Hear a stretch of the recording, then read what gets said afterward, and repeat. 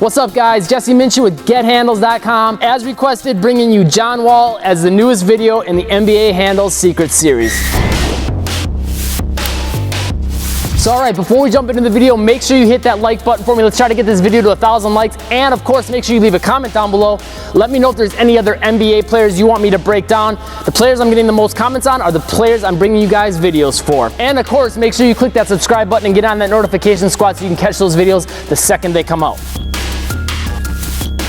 After breaking down footage, the very first thing that really stood out to me about John Wall that's a little bit different from most players is he really dribbles that basketball up high. Now, I've talked about in some previous videos how Iverson often would dribble it up about shoulder height, and Kyrie will even a fair amount.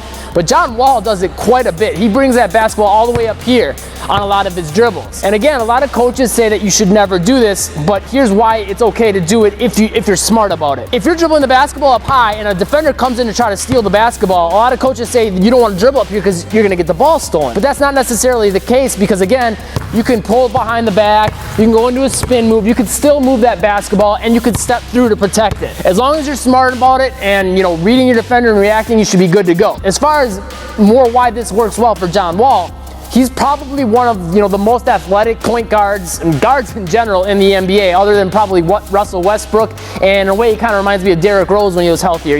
That type of a player as far as having athleticism with ball handling. He dribbles up high because again, that allows him to make more of his athleticism. He has a real quick first step, good change of direction, real shifty fakes, all that stuff. And by dribbling the basketball up high, that frees his feet up to move a little bit more. A lot of coaches, and I even teach this in some of my training programs and drills and stuff like that, they teach all about pound dribbling, right? And it's definitely helpful to develop your ball handling speed, but I think a lot of players get that confused with thinking that's how you should dribble the basketball every single time you dribble. And if you watch the best NBA players, some of the best ball handlers, they don't always dribble that way. And John Wall is a great example of this. So dribbling that ball up a little high and being smart about how you're using it can, again, allow you to create more on the court using your feet.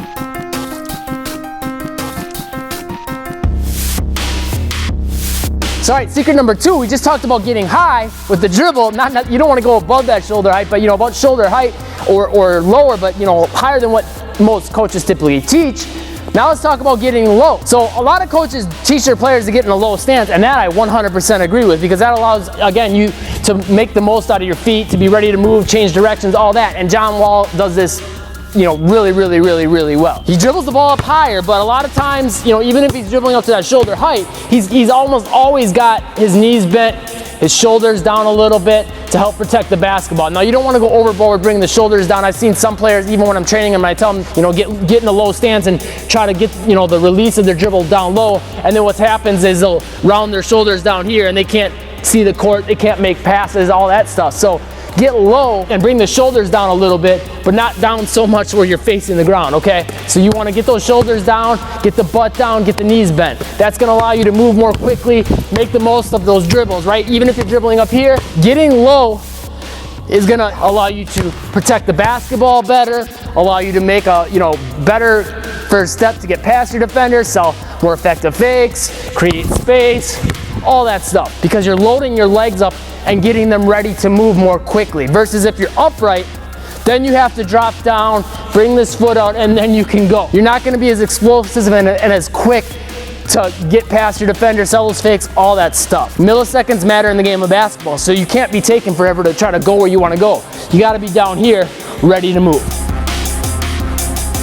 Secret number 3, read your options and strike quick. John Wall's very athletic and has an explosive first step, but he's not always moving real quick all around the court. He's very patient and reads his options very well. Sees if he has an open teammate, if he has the ability to get past his defender, or if he wants to sell that fake to create something, if he wants to, create separation for that jump shot. If he reads all of his options and then strikes quick when that option is available. If he sees that ability to get past his defender and drive, he goes right away. But he sets it all up by really seeing the entire floor, seeing his defender, and then from there saying, okay, this is what the easiest and best option is, and he strikes quick. And again, I can't emphasize that striking quick part enough, because a lot of players, I see them when they play, they'll have that lane to drive in to get past their defender, and they look for it, and then they think about it for a second, and by the time they decide they're about to go, their defender jumped in front of them. You gotta strike quick.